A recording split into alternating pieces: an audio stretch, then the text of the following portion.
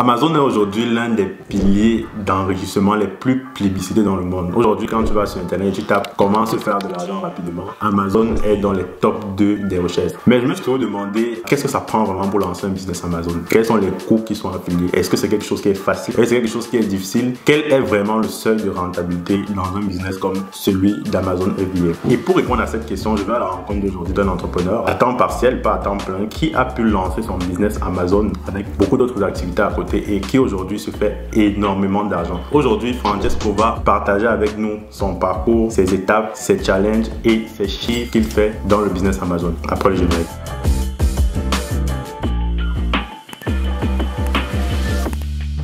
Moi, c'est Francesco Cameni. Je suis présentement étudiant à l'Université de Montréal. Je suis étudiant en doctorat en génie biomédical et plus précisément en thérapie cellulaire et médecine régénératrice. Et précédemment, j'ai un background plus en biologie. J'ai fait une maîtrise en biochimie, option pharmacologie pendant 5 ans où j'ai obtenu un master 2 à l'Université de Chang. Et en 2015, j'ai immigré au Canada. J'ai pris une formation en génie technologique de la santé à l'ETS où j'ai, après 2 ans, obtenu mon diplôme. Ça, c'est le côté académique. Maintenant, dans le côté des affaires, j'ai quand même un faible pour l'entrepreneuriat. En 2015, quand j'ai immigré au Canada, j'ai cofondé une entreprise avec ma sœur, une entreprise qui fait dans le marketing digital, dont le but de l'entreprise était de trouver les opportunités de l'Afrique en Europe. Donc, on trouve des deals en Europe et on présente ces deals en Afrique pour pouvoir apporter comme une plus-value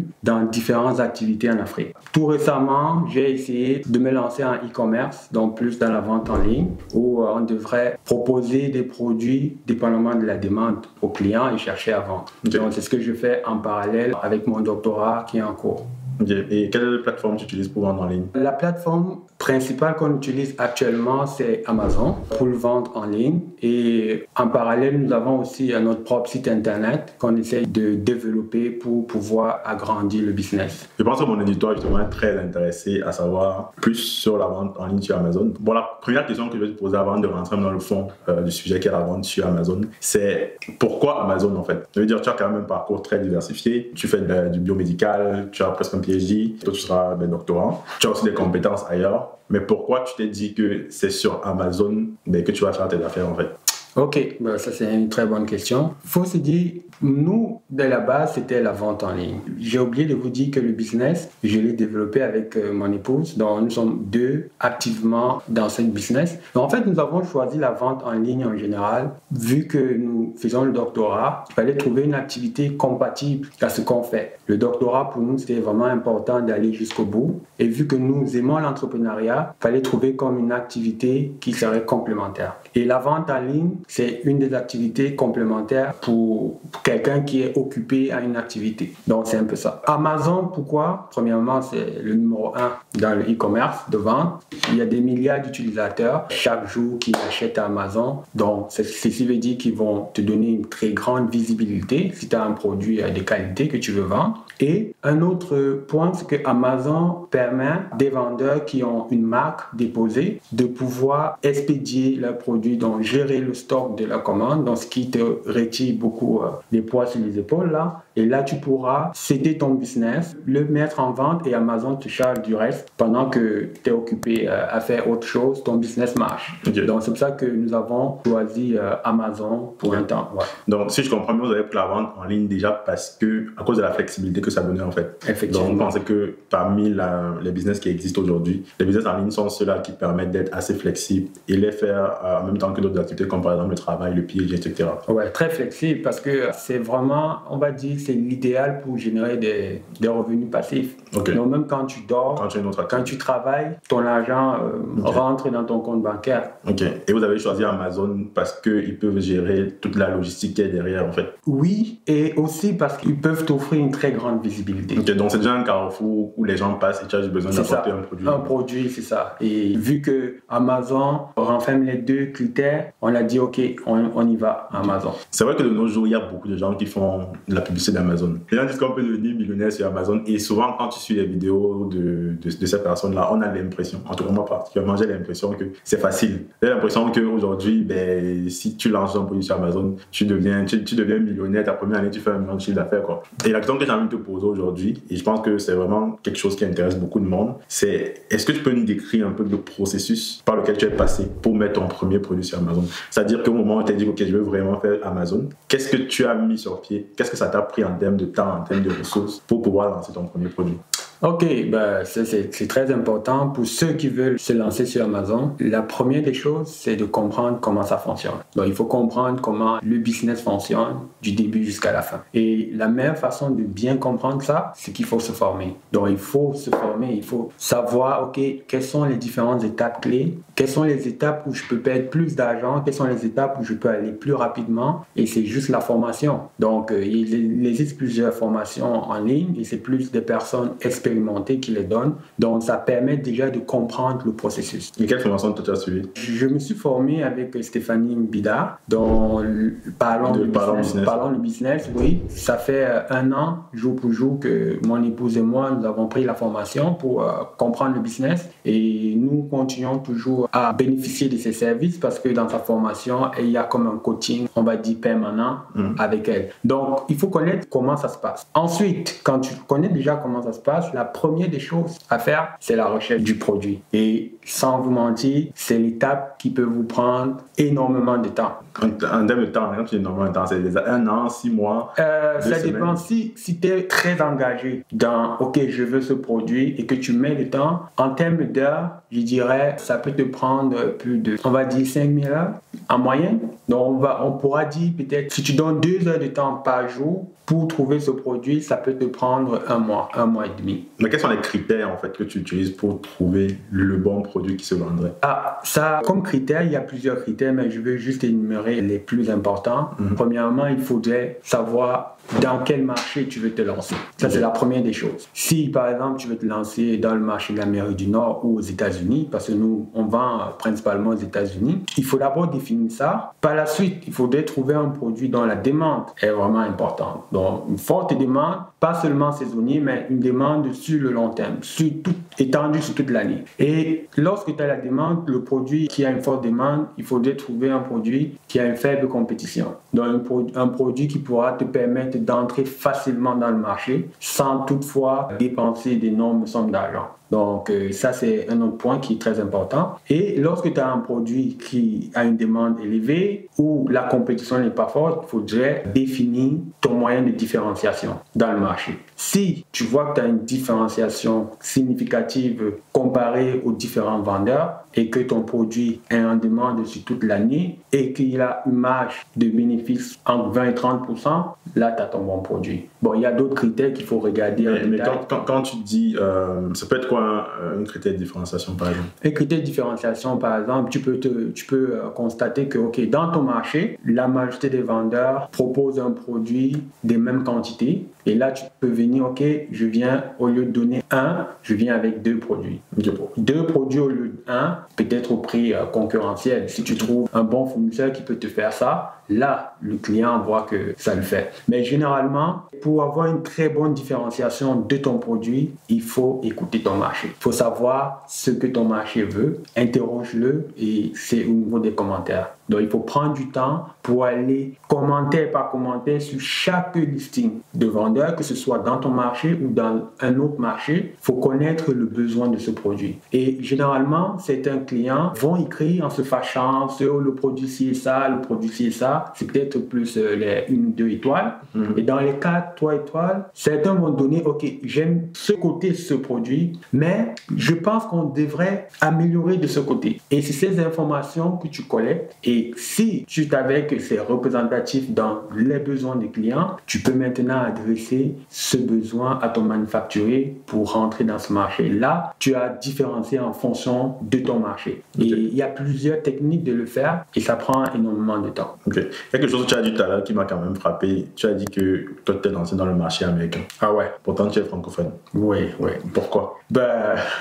Nous tous savons qu'aux États-Unis, le marché, il il est vraiment juteux. C'est compétitif, mais c'est un marché qui peut te donner des centaines de millions, des centaines de mille en quelques mois. Là, si tu trouves un bon produit, vu qu'il y a la demande, ce sont des gens qui achètent avec l'émotion. Check-out fast. Check-out fast. Et c'est très, très facile quand tu as dominé un marché de te faire énormément d'argent. Et nous, moi personnellement, moi j'aime bien le challenge. Et vers où les gens n'aiment pas aller, c'est où je veux aller. Parce qu'on me dit, ok, le marché américain, pourquoi tu y vas là-bas? Il y a la compétition. Mais en Amérique, ils sont des centaines de millions. Si j'ai un produit qui touche juste 1% des millions des Américains, je suis sûr que je me fais beaucoup d'argent que d'aller dans un marché où il y a 20 millions où peut-être je pourrais trimer avant de vendre. Donc c'est pour ça que j'y vais. Et le challenge, c'est la langue. Il faut maîtriser l'anglais sur tous les aspects.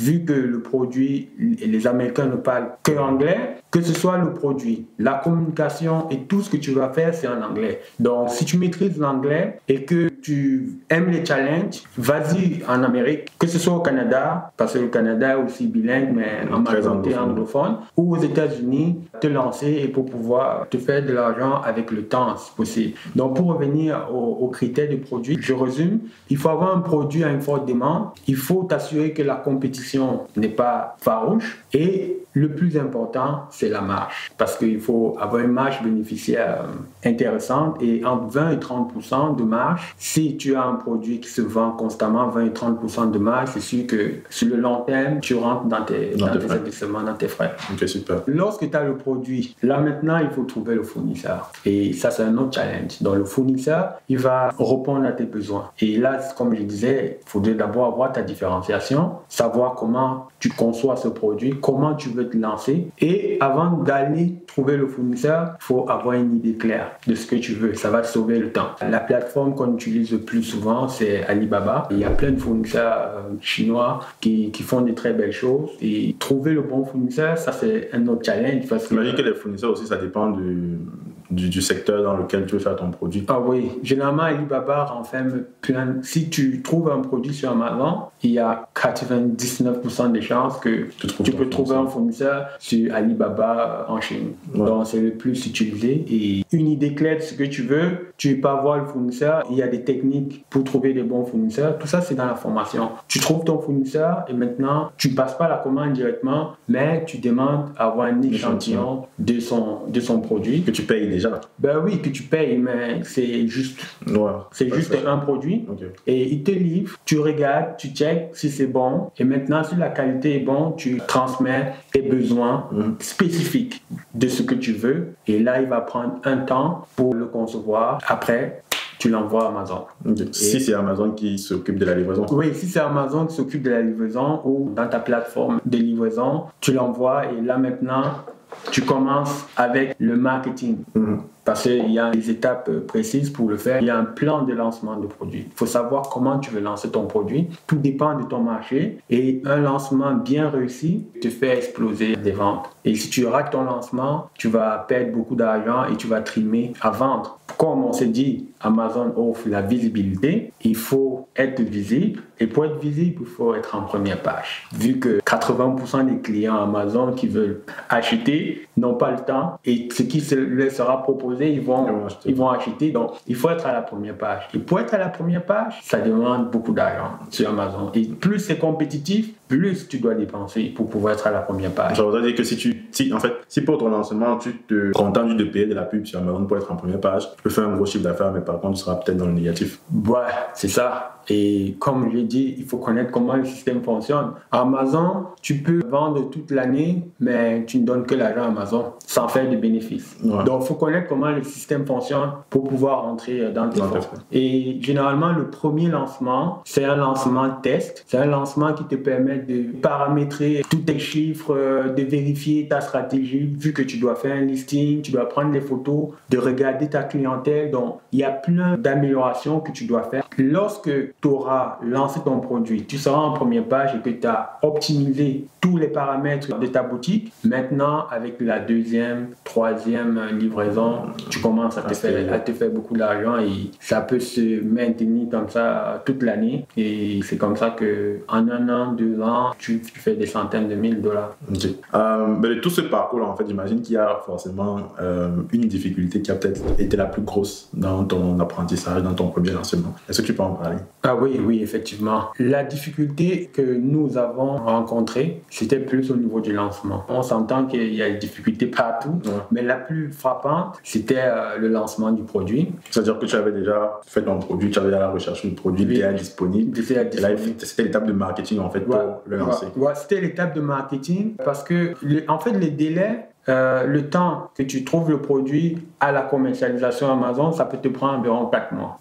4 à 5 mois. Parce qu'il y a des processus, le temps de livraison. Et lorsque nous avons trouvé le produit, ça a pris du temps pour pouvoir arriver au lieu de 4 mois, ça a pris environ 6 mois pour arriver à Amazon. Et il y avait déjà une petite compétition qui s'était formée durant ce temps. Donc, on n'était pas les seuls à avoir regardé ce produit. On n'était pas les seuls à avoir regardé ce produit. Il y avait des gens qui étaient déjà en train d'aller. Donc, ce qui nous a fait dépenser énormément d'argent dans le lancement. Il fallait avoir une stratégie bien détaillée et bien précise pour pouvoir aller à la première page. Et la stratégie que nous avons adoptée nous a doublé les coûts dès le départ. Et c'était vraiment difficile. Et je pourrais dire que c'était le lancement et l'optimisation du listing. Vu que quand tu lances, imagine tu lances ton produit en 2-3 jours, tu n'as pas de vente, il faut chercher pourquoi tu n'as pas de vente. Et c'est ça, c'est l'étape la plus stressante et c'est l'étape où plus de 50% des gens qui font Amazon s'arrêtent. Et toi, dans votre cas, c'était l'optimisation du listing? Dans notre cas, c'était l'optimisation du listing, du prix et aussi l'optimisation de la publicité. Parce que c'est la publicité qui va on va dire, le paiement par clic qui va te donner beaucoup de choses et c'est tout est relié ensemble. Donc, ça prend beaucoup de tests. Ouais, c'est ça. En fait, le listing, comme je disais, il faut connaître ton marché. Parce que si quelqu'un clique sur ton listing, c'est parce qu'il a été intéressé à la présentation de la photo principale. Maintenant, il faudrait que tu puisses donner ce que le client cherche dans ce que tu vas écrire. Donc, ça, c'est très important. Donc, si le client lit ce dont il recherche, il va acheter ton produit. Donc, il faut connaître ça. Et généralement, quand tu te lances dans un marché, extérieurement, tu n'as pas 100% de la connaissance parce que tu peux avoir tes idées là, mais c'est plus quand tu es en train de le vendre sur le marché que tu comprends certaines choses et il faut avoir une forte capacité de réaction pour pouvoir refaire et faire des settings et ne jamais changer plusieurs paramètres à la fois, sinon tu ne sauras pas quel paramètre va fonctionner. Oui, et un autre point très important, c'est les revues. Quand tu es nouveau, tu n'as pas de revues, tu as les anciens vendeurs qui ont des évaluations déjà faites. Là, pourquoi on va acheter ton produit s'il n'y a pas de revue? Donc, il faut trouver une technique pour que tu aies des revues rapidement. Dans le cours, c'est bien écrit, c'est bien élucidé. Là, si tu as des revues, ça prend du temps pour l'avoir. C'est pas sur le temps. Voilà. C'est pour ça que généralement, certains vont rentrer dans le marché avec un prix alléchant pour que les gens achètent rapidement. Et plus tes gens vont acheter, tes clients vont acheter, plus tu pourras avoir des revues. Parce que si ils sont fiers, contents de la qualité, et si les Américains, généralement, c'est des personnes très émotives. Si ton marché aime ton produit, ils vont venir témoigner. Et là, tu vas gagner en popularité. Et plus tu gagnes en popularité, plus tu remets le prix normal. Ouais, c'est un peu ça en gros.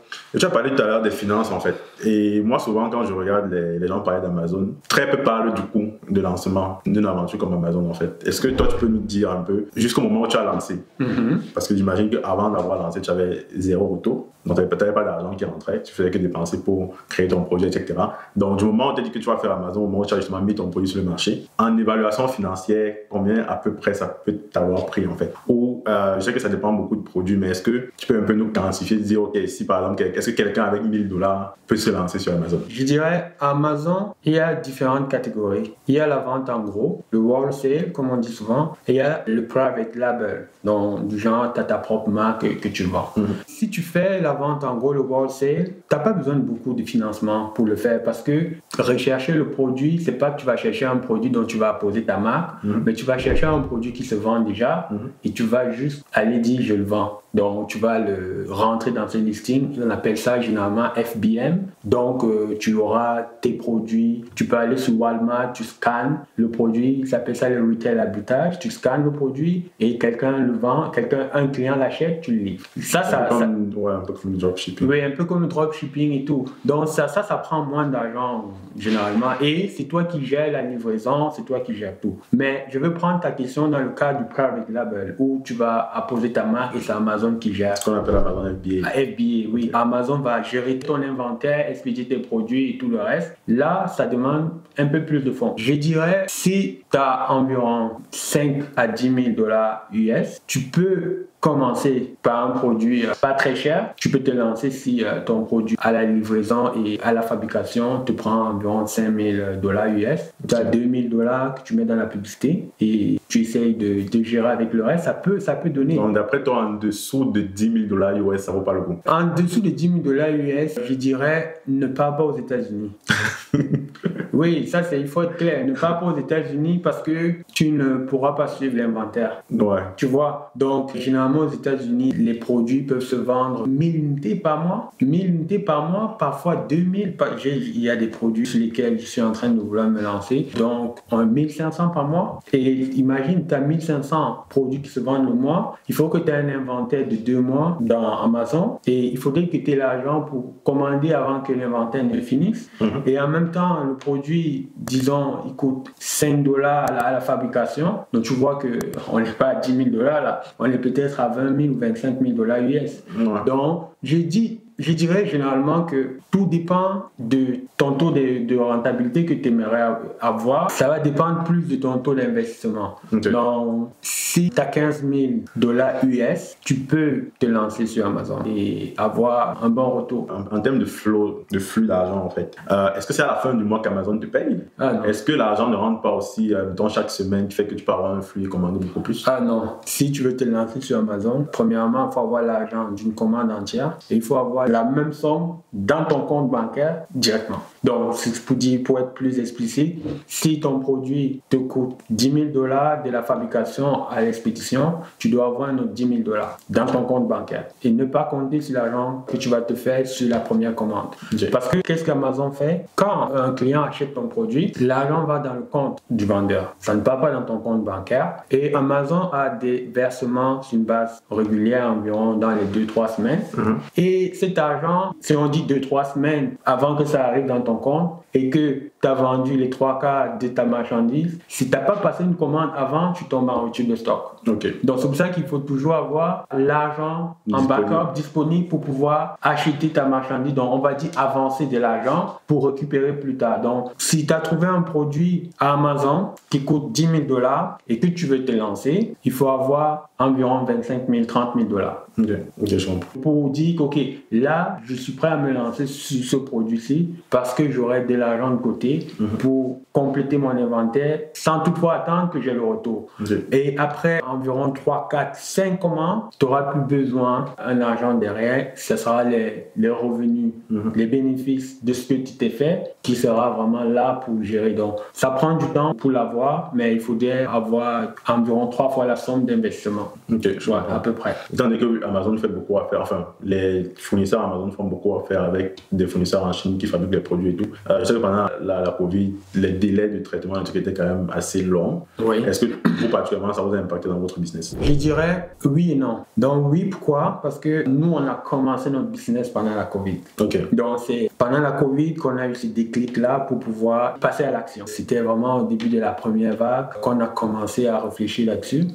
Et le problème principal, c'était les délais de livraison. Vu que les gouvernements de tous les pays déployaient d'énormes énergies pour ravitailler les vaccins, surtout les États-Unis, donc tous les bateaux, les avions qui se chargeaient de faire les expéditions ont été hypothéqués par les gouvernements pour transporter les vaccins. Donc, les vaccins on devait injecter. donc c'est ce qui a fait, premièrement, les coûts ont augmenté, les délais ont doublé. J'imagine que les coûts ont augmenté, mais ça se répercutait sur vous. Oui, ça se répercute sur nous parce que sur le consommateur final et aussi sur la disponibilité de tes produits à la boutique. Et nous, comme on se lançait, on a dû attendre les produits qui se livraient en 20 jours, se livraient à 40-45 jours. Vu que c'était notre lancement et que ça prenait trop de temps, dans l'investissement, on a aussi pris beaucoup de temps pour commencer à vendre. Et ça, c'était vraiment difficile. Ça, c'est le côté négatif de la Covid. Mais le côté positif de la Covid, c'est que avec le confinement, tout le monde s'est dirigé en ligne.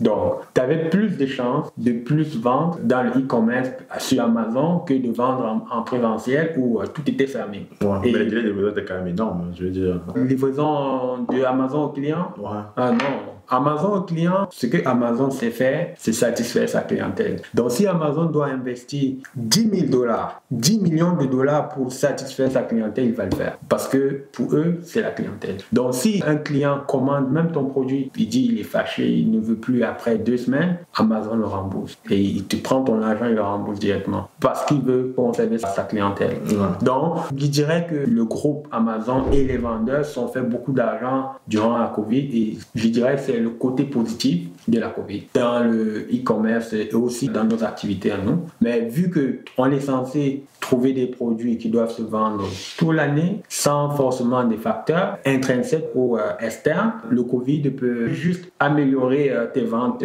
Ouais. Et ça dépend aussi des produits. Si tu as des produits dont l'utilisation nécessite l'intérieur, c'est sûr que ça va plus se vendre par rapport à comme les masques, imagine. Ouais.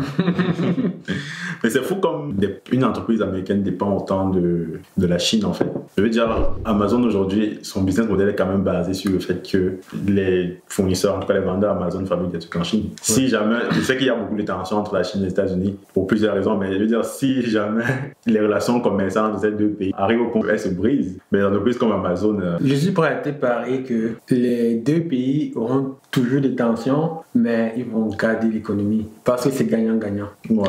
On va dire, oui, les États-Unis dépendent de la Chine, mais c'est dans les deux sens. Parce que si tu fermes Amazon, tu as plombé une partie de la Chine. Oui, une partie de l'économie chinoise. Oui, une partie de l'économie chinoise. Plein d'entreprises chinoises là vivent juste des vendeurs Amazon. Exactement. Donc, ce qui fait que pour moi, c'est un business qui va perdurer. Peut-être, on dit jamais, ça peut prendre des coups, mais c'est un business qui est relativement stable et qui sera stable sur le long terme parce qu'il y a beaucoup plus à perdre à arrêter le business qu'à gagner. Donc, c'est ça. Une dernière question pour qu'on ne soit pas super long dans l'interview. Quelque chose de super important. Est-ce que lorsque tu as par exemple déjà un listing, tu as un produit qui fonctionne, donc que ça fait 4-5 mois que tu l'as lancé, il fonctionne bien, est-ce que ça prend de l'énergie pour l'entretenir en fait? Est-ce que du jour au lendemain, mettons que tu mets ton produit là, il commence à fonctionner, il te génère 20 000, 30 000, 40 000 dollars par mois, est-ce que tu le fermes juste et tu passes à un autre produit, ou est-ce qu'à un moment il faut quand même revoir le marché, les demandes de marché de temps en temps, regarder est-ce que tu peux l'améliorer pour qu'il n'y ait pas d'autres concurrents qui viennent prendre ta place en fait? Je dirais que lorsque tu as déjà stabilisé ton produit sur le marché, tu n'as plus beaucoup de choses à faire. Sans te mentir, si un vendeur arrive à cette étape et qu'il a un bon produit, il est assuré de se faire beaucoup d'argent avec ce produit. Cependant, il faut toujours regarder le marché parce que le marché change à chaque fois. Donc, il faut toujours, il y a quel nouveau compétiteur qui est rentré dans le marché, comment il se présente. À chaque fois, il y a toujours des améliorations à faire. Mais c'est plus autant d'énergie vu que tu as déjà maîtrisé la chaîne de ton produit dans le marché. Donc, quand tu l'as stabilisé, les choses à faire, à regarder le plus, c'est la tendance du prix parce que tes ventes, généralement, tu auras une moyenne. Par exemple, tu peux vendre 10 produits par jour. Il y a des jours où ça peut descendre à 5. Il y a des jours où ça peut aller à 20. Mais le plus quand ça descend, quand tu as des fluctuations, il faut que tu te trouves des réponses. C'est très important de savoir pourquoi, à chercher le pourquoi. Pourquoi ça a diminué? Peut-être ça a diminué parce qu'il y avait une promotion, tu n'as pas suivi la promotion, d'autres personnes ont fait des promotions et on n'a juste pas acheté chez toi. Ce qui est plus inquiétant, c'est quand tu n'as pas la réponse à tes fluctuations. Même quand ça augmente, il faut savoir pourquoi. Ça peut être que tu as changé un paramètre et là, tu sais que voilà le paramètre qui fait monter, voilà le paramètre qui a l'influence sur mon marché. Et là, tu joues avec à chaque fois que tu veux monter. Et tu essaies de diminuer quand tu sais que tu n'as pas assez d'inventaire pour ne pas tomber en rupture de stock. Donc, c'est une machine en permanence. Mais si tu maîtrises le système, tu peux lancer d'autres produits.